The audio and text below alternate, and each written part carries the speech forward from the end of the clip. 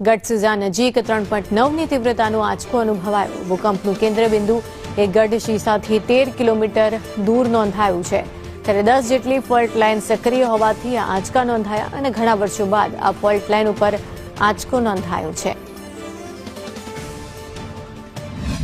બપોરે 3:15 વાગ્યાની આજુબાજુ એક ભૂકંપ આવ્યો છે।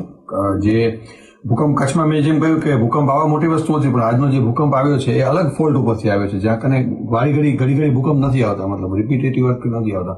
તો આજે જે 3:15 વાગ્યાનો ભૂકંપ આવ્યો એ બહુ ક્રિટિકલ જંકશન ઉપર સેન્ટ્રલ કચ્છમાં આવ્યો છે।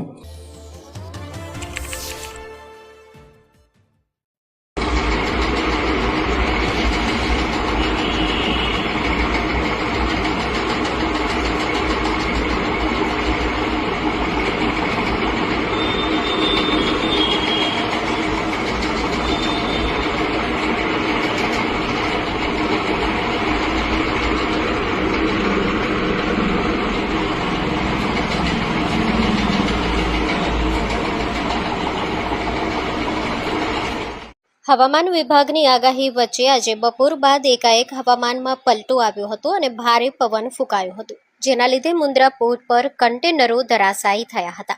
આજે બપોરના સમયે ભારે પવન ફૂંકાતા મુન્દ્રા પોર્ટ પર આવેલા CT3 ટર્મિનલ પર ગોઠવાયેલા જે કન્ટેનર હતા તે વેરવિખેર થઈ ગયા હતા અને નુકસાન થયા હોવાનું અનુમાન વ્યક્ત કરવામાં આવી રહ્યું છે।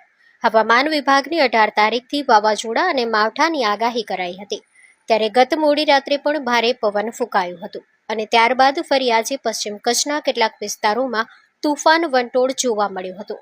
અચાનક વાતાવરણમાં પલટો આવતા મુન્દ્રા શહેરમાં ભારે પવન સાથે વરસાદ ખાબક્યો હતો અને પોર્ટ પર આવેલ CT3 ટર્મિનલ પાસે થોકબંધ રાખેલા કન્ટેનરો જે છે તે પત્તાની જેમ વળી ગયા હતા અને નુકસાન થયો હોવાનો અંદાજ લગાવાઈ રહ્યો છે।